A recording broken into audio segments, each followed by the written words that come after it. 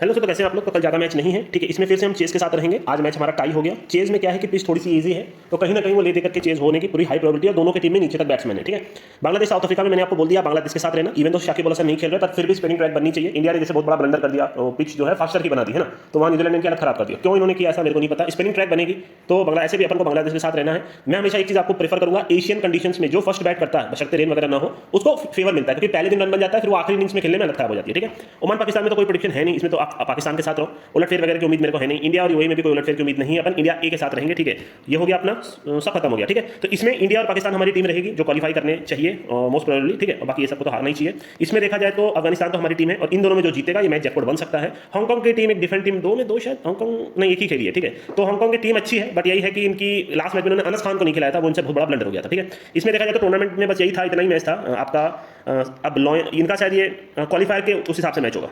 हाँ, तो मैंने देख लिया इनका क्वालिफायर के हिसाब से होगा, तो मतलब लॉयंस टाइटंस का होगा, फिर इन दोनों का होगा, ठीक है। तो मैं आपको टीम बता देता हूँ मेरे हिसाब से किसको जाना चाहिए। मेरे ख्याल से एनडब्ल्यूडी को इससे जीतना चाहिए, ठीक है। इन दोनों में कौन जीतेगा बताना थोड़ा मुश्किल है, बट अपन लॉयंस के साथ टूर्नामेंट के एंड तक रहेंगे। लॉयंस की टीम काफी सॉलिड है, मैंने कुछ दिन पहले ही बोल दिया था, और इनको हराना थोड़ा मुश्किल होने वाला है, ठीक है। तो आप लॉयंस के साथ रहो, आपके लिए बेटर रहेगा, ठीक है। तो जो भी मैच होगा मैं आपको फिर बता दूंगा। अभी तो नहीं है, ये वुमेन्स के मैचेस हैं, जैसे एकदम झंडू टीम है, ठीक है। जैसे मैंने बोला कल भी ये मैच फर्स्ट इनिंग में अच्छा कलर दे दिया, तो ये वाली टीम बेकार है। जो है आप हिसाब से देख लीजिएगा, ठीक है। अब देखिए इसमें क्या, दोनों की टीम एक चेस टीम है, जिनके नीचे तक बैट्समैन, इवन तो इन्होंने संदीप को नहीं खिलाया, संदीप नैमिशानी नहीं खेल रहे थे, कुशल मल्ला नहीं खेल रहे, फिर भी ये मैच दोनों ही मैच जीत गए, ठीक है। इनकी टीम में भी कोई कमी नहीं है, पूरी सॉलिड टीम इनकी खेल रही है, ठीक है। आज ये टाई में जीता हुआ मैच हार गए और कहीं ना कहीं टाई हो गया, ठीक है। तो दोनों की टीम चेस टीम है, अपन चेस के साथ रहेंगे और अपन कुछ नहीं करेंगे, ठीक है। बांग्लादेश और साउथ अफ्रीका में मैं बांग्लादेश के साथ रहना पसंद करूंगा। इवन तो साउथ अफ्रीका में स्पिन के भी अच्छे प्लेयर हैं, डेवाल्ड ब्रेविस, मेरे को बहुत कुछ करने की इनसे उम्मीद है। डेविड बेडिंगम मोटा मारेंगे, इनके आते ही सर्विस कर सकते हैं आप, ठीक है। और क्रिस्टियन स्टब्स पर अपने हिसाब से खेलते हैं, बहुत बड़ा प्लेयर बनेगा, मतलब बिगेस्ट प्लेयर बनेगा साउथ अफ्रीका का, इसमें नो डाउट है, ठीक है। बाकी बियान मुल्लर और ये सब नीचे के प्लेयर खेलते रहेंगे। अब इसमें देखा जाए तो सिंस अपने धरती पे खेल रहे हैं, तो भैया इनके नीचे तक बैटिंग हो जाती है। ताजुल इस्लाम भर भर के विकेट लेते हैं, मेडिसन मिराज भर भर के विकेट लेते हैं ना, और शाकिब नहीं खेल रहे, तो जिसको भी लिया मुराद उराद को लिया है। अब जिसको भी खिलाओ कोई फर्क नहीं पड़ता, आपने धरती पे खेलना है, मेरे ख्याल से इनको हराना बहुत मुश्किल होगा, ठीक है। ओमान और इसमें देखा जाए तो इनके जो प्लेयर हैं, इन्होंने इंडिया की हालत खराब कर दी। अच्छा कर रहे हैं सब, ठीक है। अराफात मिन्हाज फ्यूचर है पाकिस्तान का, कासिम अकरम फ्यूचर में, हमेशा बोल रहा हूँ, हर वीडियो में आपको बोलूंगा, अब्बास अफरीदी है इनके, ठीक है। और बाकी इनकी टीम में देखा जाए तो लास्ट मैच में चारों मेन प्लेयर नहीं खेल रहे थे। टीम जैसी भी हो अपन रहेंगे पाकिस्तान से, कुछ भी अगर होता है तो पाकिस्तान पकड़िएगा, इसमें भी कुछ नहीं है, इसमें अपन इंडिया पकड़ेंगे, ठीक है। इंडिया भर के इनको मारना चाहिए। और इसमें अंशुल कंबोज अच्छा कर रहे हैं, जैसा मैंने आपको बोला है, ठीक है। हाँ, इनका ये वैभव अरोड़ा उतना सही नहीं लग रहा है। रसिक सलीम आपको न पता हो तो इट्स अ डिफरेंट बॉलर, ठीक है। ये आईपीएल में भी दिल्ली को काफी मैच अपनी बॉलिंग से जिताए। इवन तो आप जाके इनका इकोनॉमी देखोगे तो बहुत हैवी होगा, 9-10 का होगा, बट उस पिच पे जहां 270 रन बन रहे थे, आखिरी मोमेंट पे मैच डिफेंड कर रहे थे, और इसी के बेसिस पे कल भी मैंने आपको वहां पर इंडिया चिपकाया था, क्योंकि मेरे को मालूम था इसकी 12 बॉल बची है। तो ये बहुत बढ़िया बॉलर है, ये आपको आगे भी चल के डिफेंड करता देगा। अगर आपको नहीं पता तो मैं आपको वही है यहाँ आपको समझ देता हूँ। तो Rasikh Saleem is a defend bowler, और ये आपको कंटिन्यूस डिफेंड करके देगा। इसके पास वो वैरायटी है, वो छह की छह एक बॉल नहीं फेंकता, अलग अलग बॉल फेंकता है ना। तो ये पॉइंट आप याद रखिएगा, आपको डिफेंड करके देगा। बाकी इनकी टीम अच्छी है, कोई डाउट नहीं है, टीम काफी सॉलिड है इंडिया की, ठीक है। तो ये सब चीज हो गया। शायद कल का मैंने नहीं बताया ना, मैंने क्या आपको प्रेडिक्शन किया था, इसको देख लेते हैं, ठीक है। बाकी मैं आपको यहाँ प्रेडिक्ट कर देता हूँ। हाँ, तो देख लेते हैं, ठीक है। इसमें मैंने आपको एडल्ट स्ट्राइकर बोला था, रेला गया। इसमें मैंने आपको होबार्ट बोला था, इसमें बारिश हो गई तो अबेंडन हो गया। इसमें मैंने चेज बोला था, चेज हुआ, अच्छा खासा जैकपॉट मिला। इसमें इंडिया बोला था, अच्छा खासा जैकपॉट हुआ, इंडिया जीती है ना। इसमें मैंने आपको लॉयंस बोला था, लॉयंस जीती। टाइटंस बोला था, टाइटंस जीती, है ना। और इसके बाद इसमें भी बोल दिया था कि रॉक्स अगर पहली बैटिंग करके 20 ओवर खेल दे तबियत से तो आपका काम हो जाएगा। अब कल क्या हुआ मेरे को नहीं पता, कहीं शो नहीं कर रहा था, हाँ उधर आ रहा था, बट अपने को मालूम नहीं, 4 रन से डॉल्फिन्स आ रहे हैं, ठीक है। अपन की टीम हालांकि डॉल्फिन्स थी। इसमें मैंने आपको बोल दिया था लॉयंस, और इसमें टाइटंस। इसका क्या रिजल्ट है मेरे को नहीं पता, देख लीजिएगा। इसमें अपनी लॉयंस जीती है, ठीक है। तो ठीक ठाक रिजल्ट रहा है अपना। कुछ था नहीं आज वीडियो में ऐसे भी बनाने को। तो अपन रहेंगे चेस, अपन पकड़ेंगे बांग्लादेश, ठीक है। एक बार और सोच लूँ फर्स्ट बैट से मतलब होगा क्या, नहीं चलिए बांग्लादेश पकड़िए, ठीक है। इसमें अपन पकड़ेंगे पाकिस्तान, कुछ भी होता है इसमें पकड़िएगा इंडिया, अगर कुछ भी होता है तो। छोटा सा वीडियो था, सारे टूर्नामेंट कवर कर चुके हैं। अब नेक्स्ट टाइम से आपका 4 ट्रॉफी भी आपको कवर कर देंगे, ठीक है, क्योंकि उनकी टीम आ गई होगी, ठीक है। और तो कुछ बोलना नहीं है दोस्तों। अब क्या करूँ, थोड़ा मोटिवेशन की बात कर दूँ, क्योंकि 5 मिनट का ही हुआ है। चलिए कुछ थोड़ा इधर उधर की बात कर देता हूँ। मैंने हालांकि बोला हुआ किसके ऊपर डिस्कस करूँ पता नहीं, मैं इसी के ऊपर करता हूँ कि जैसे आजकल मेरे को सुनने में बहुत सारी जैसी चीज़ें आ रही है स्ट्रेस से रिलेटेड, ठीक है। लोग हद से ज़्यादा स्ट्रेस लेते हैं। मैं बस आपसे एक ही चीज़ बोलता हूँ, ठीक है। अगर आप ये चीज़ अपने लाइफ में मान लोगे कि एक दिन आपको इस दुनिया से जाना, देखिए सबसे महान जैसे एक आप मान के चलो, जैसे अभी हाल ही में रतन टाटा जी भी चले गए, ठीक है। तो उन्होंने अपनी पूरी जिंदगी में मेहनत की, लोगों के लिए अच्छा किया, ठीक है, एनिमल्स के लिए अच्छा किया, जिस हिसाब से उनके जितने भी, मैं कोई नहीं होता उनके लिए भी कुछ बोलने का। जैसे कुछ बंदों के कमेंट से मेरी कोई औकात ही नहीं है ना। वो सब महान आप मान के चलो कि लोगों की कैटेगरी में आते हैं, जिन्होंने पूरी जिंदगी अपनी जनता को दी, पब्लिक को दी, ठीक है। तो ये है कि उतना महान तो देखिए कोई करोड़ों में कोई एक इंसान बन सकता है, ठीक है। One of a kind of मान के चलो। तो मैं बस इतना बोलूंगा, आप अच्छा करते चलो। आप खाली ये देखो यार कि राकेश झुनझुनवाला भी चले गए, ठीक है। मेरा ये कहना है कि एक दिन तो आपको इस दुनिया से जाना ही है। लोग यही नहीं समझते हैं। मैं कभी भी पुरानी मूवीज देखता हूँ, जब पुरानी ये सब देखता हूँ, तो मैं सोचता था कि अब तो आज के टाइम में तो मैक्सिमम लोग चले गए होंगे। तो मेरी ये जो थिंकिंग होती है, लोग बस देखिए, आप कोई भी मटेरियल थिंग के पीछे पागल मत होइए कि मेरे को गाड़ी है या तो मेरे को मोबाइल चाहिए। लोग जैसे पागल हुए फिरते हैं। मैं बोल रहा हूँ जस्ट अ मटेरियल थिंग। आप इतने अट्रैक्ट किसी के चक्कर में क्यों होते हो? अभी हाल ही में मैंने देखा था कि कोई आपका ये ब्रांड का नाम नहीं लूंगा, फोन जो लॉन्च हुआ था उसमें में लोग भीड़ लगा के रखे थे सुबह से लेकर रात तक सिर्फ एक मोबाइल लेने के लिए। मैं तो एकदम पागल हूँ कि भाई एक मोबाइल के पीछे इंसान कैसे इतना पागल हो सकता है। जस्ट मोबाइल, जैसे टीवी पे दिखाता है कि ऐसे फोटो ले लिया, वैसे ले लिया, इधर से उधर ट्रांसफर कर दिया, कुछ भी बना दिया। मेरे को तो हंसी आती है देख के। ऐसा क्या सारा दिन आप बैठ करके मोबाइल में कुछ बनाओगे क्या? जैसे उसमें दिखाता है ऐसा ऐसा बना दिया, ये किसी को फॉरवर्ड कर दिया, ये कहा, उससे होगा क्या? ये तो बेवकूफ़ी है कि आप मोबाइल के पीछे इतने पागल हुए फिर रहे हो। ठीक है, तो ये चीज़ आपको समझना है। लाइफ में कभी भी कोई मटेरियल थिंग के पीछे पागल नहीं होना। पैसा है, आपको खर्च करना है, बात अलग है, मैं कभी नहीं मना करता भाई। आप करोड़पति हो, आप आराम से बड़े बड़े मोबाइल लो, कोई दिक्कत की बात नहीं है। पर मैं उनके पीछे मेरे को तरस आता है जो जैसे दिखाता है कि कुछ बेच के मोबाइल ले रहे हैं। भाई it's just a material thing. तो फिर आपको बोलूँ, आपके पास पैसा है, आप कोई प्रॉब्लम नहीं है, आप जो खरीदना है खरीदो, पर किसी के पीछे पागल मत हो। इंसान क्या पागल हो जाता है एक मटेरियल, मतलब जो नॉन लिविंग थिंग के पीछे आप पागल होते हो सिर्फ शो ऑफ के लिए और किसी चीज़ के लिए नहीं।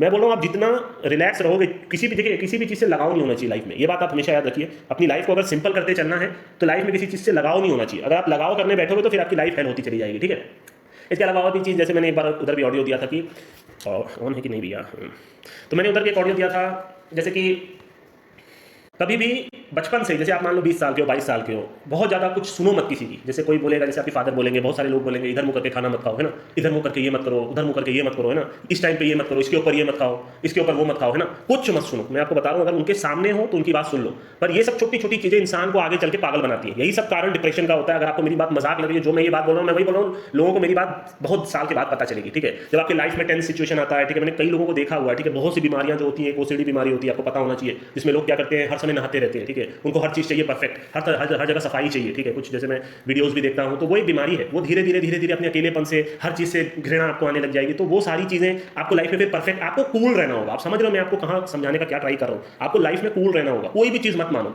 उत्तर दक्षिण पूरब पश्चिम, ये वो फलाना ठिकाना, मैं बोल रहा हूँ इन सब दिमाग से निकाल दो।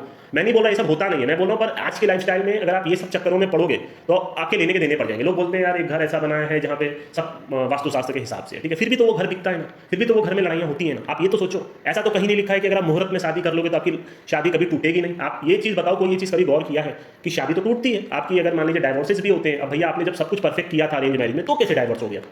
तो इसका मतलब है कि ये प्रूफ नहीं है, ये सिर्फ हमारा एक अंधविश्वास है। मैं बोल रहा हूँ देखिए, सब चीज़ मानिए जो मानने वाली है, जिसको आप मान सकते हो। अगर आप अपने बड़ों को खुश करना चाहते हो तो वो चीज़ मान लो। पर मैं बोल रहा हूँ कि इन सब चीज़ों का अर्थ कुछ भी नहीं है। आप समझने का कोशिश कीजिए। मैं कोई भी चीज़ को गलत नहीं ठहरा रहा, ये बात याद रखिएगा। हो सकता है आप में से कोई बहुत बड़ा वो हो कि नहीं भाई ये होता है वो होता है, पर मैं बोल रहा हूँ किसी के पास इसका प्रूफ नहीं है। जैसे मैंने वास्तुशास्त्र की बात की, घर में लड़ाइयाँ भी तो होती हैं। जो घर सही से नहीं बनता उसमें हो सकता है लड़ाई कभी जिंदगी में ना हो सकता है उसमें भी हो। मैं बोल रहा हूँ जब आपने सब कुछ सही तरीके से किया फिर आपका कैसे डाइवोर्स हुआ? जब आपने सब कुछ सही तरीके से किया फिर आपका घर कैसे बिक गया है? तो आपने सब कुछ सही तरीके से किया फिर आप कैसे गरीब हो रहे हो और आपका बिजनेस नहीं ग्रो कर रहा है? सब लोग सारी चीज़ें करते हैं, आप समझ रहे हो? मैं बोल रहा हूँ ये सब का कोई प्रूफ नहीं है। कर सकते हो तो कर लो, पर ये सारी छोटी छोटी बातें एक टाइम के बाद आपके दिमाग में भरती चली जाती है ना। फिर आपके जब लाइफ में डिप्रेशन का फेज आता है, जब आप देखते हो आप लाइफ के लोज में हो, तो वहाँ आपकी बैंड बजी रहती है। आप मेरी बात समझने की कोशिश कीजिएगा। मेरे को नहीं पता आप समझोगे नहीं समझोगे मेरी बात को। ये सब चीज़ें थोड़ी दूर की है। मैं ऐसा नहीं बोल रहा मैं बहुत बड़ा पंडित हो गया हूँ कि आपको बहुत बड़ी बड़ी बातें समझा रहा हूँ, नहीं। पर जिसको समझना है ना वो मेरी ये सारी बात अपने दिमाग में बैठा लेगा। मैं आपको एक ही चीज़ बार बार हमेशा बोलता हूँ, अपने लाइफ में चिल करिए। स्ट्रेस लेके क्या होगा? मैं समझता हूँ यार। अब जैसे आपके फादर को मान लीजिए दारू की आदत हो, तो ये इतना श्योर है कि भाई वो नहीं छूटने वाली। अब आप अपने फादर को गालियाँ दे रहे हो, भाई आप छोड़ दो, नहीं छोड़ सकते। एक इंसान कोई चीज़ के पीछे पड़ जाए, दारू तो सबसे बुरी लत होती है।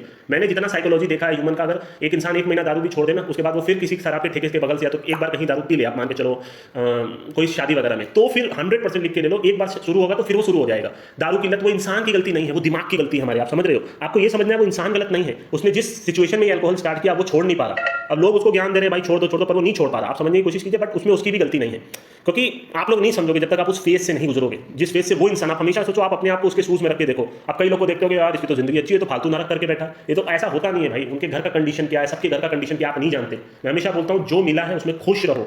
अगर आप अपनी लाइफ से खुश नहीं हो ना, तो फिर आप कैसे खुश रहोगे बताओ ना यार।